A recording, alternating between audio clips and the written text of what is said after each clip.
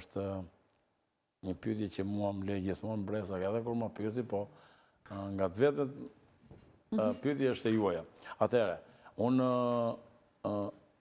kam qenë sportist, amator, e dusha muzikën, e dusha sportin, e dusha politikën.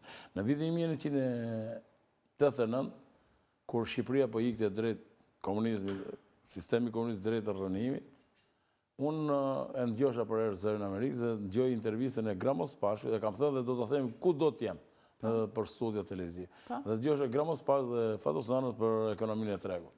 Fatos Nano ishte një japë për para, se sa Ramet Pas, Gramos Pashku. Dhe që aty kryovën simpati, një dëshuri dhe... Aty ishte era e parë që... Era e parë, 1989. Më pas si ju zgjodhi ju? Ja, më pas, kur fillon ndryshimet qyra komunizmit dhe fillon këto, të thash dhe më parë në familje e majtë, unë me një 3-4 miqtë e mi, shokët mi, që sot janë në përbotë dhe i uroj sukses aty ku janë, shkum ke Partia Socialiste, Selin e kishtë në Komitet Qendror, aty kryetari Partia Socialiste falenderoj dhe mirënjoj, ka qenë Musa Ulqini, pse keni ardhur, do të takojmë Fatos Nano dhe këtu filloi historia takim rutinë, do më thënë si mund të takosh ti 2 miq që nuk i nje. Dhe që atëherë unë nuk u shkëputa më nga Partia Socialiste, pastaj... Si u duk Nano në atë kohë? Qa përshtypje shula? Liberal, demokrat. Njeri me... Për unë që e njof jetën paka shumë politike, njeri që do i bëhet dhe shumë mirë Shqipërisë. Tek ju çfarë pa që ju përzgjodhi? Nuk e di, ata e din ai Po çfarë ju ka thënë? Ai më përzgjodhi ndoshta nga besnikëria, nga pastërtia, nga njeriu që nuk abuzova kurrë me detyrën, nga njeriu që sot e kësaj dite gëzoi respektin e mira vetëve. Vetëm një do t'ju jap. Një që sot mu më kanë marrë mira vetë nga gjithë anët. Dhe ju pranuat që t'ishtë këtu dhe unë ju falenderoj shumë që zgjodhët News 24 e emisionin kjo jarë. Unë e kuptoj Zotja Godhi, sepse ka dhe nota emocionale, është ditë e trisht shumë kjo. Po shiko, edhe sigur të punosh me njëri një ditë ose 5 ditë ka keqarti, unë kam punuar 14 vjetë. Çfarë marrëdhënie kishit ju? Si e njihni Fatos Nanon si njerin rreth parë, që në ditën e parë të punës që nisët bashkë? Do t'ju them vetëm një gjë.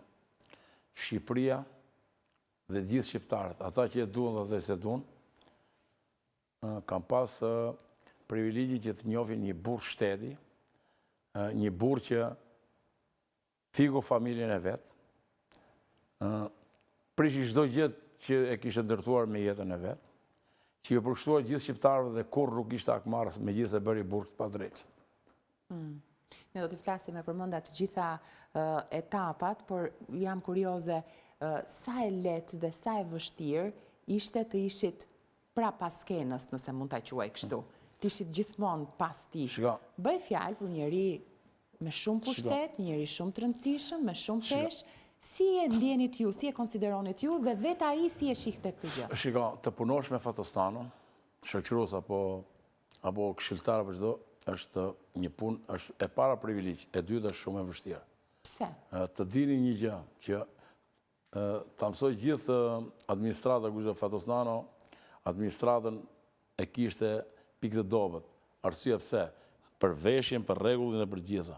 Ishte korrekt me punë, korrekt me shoqërinë, korrekt me këshilltarët, korrekt me shoqërues, me ne shoqërues, korrekt me gjithë njerëzit. Ishte njeri i veçantë për mua dhe për gjithë shqiptarët që kam punuar me Fatos Nanon. Se ishte e vështirë për t'i qëndruar pyetjes time? Të qëndronit krati, pasti, si vështirësia, të punoshe me Fatos Nanon ishte vështirësi, sepse do t'ishte çdo minutë në krye detyrës. Sa i shkonte dita e punës, në sa orë, sa e zgjatur? Nga 24 orë, shkonte 20 orë. 20 orë. Njeriu që punonte, edhe argëtoshe, edhe bote që jemi gjithë. Njeriu që punonte shumë, argëtoshe shumë, dhe ishte kurdoherë në punë. Ju keni qenë pranë gjatë periudhave të ndryshme të Fatos Nanos. Do doja të filloja që nga 91-shi, kur ai ju emërua për herë të parë si kryeministër.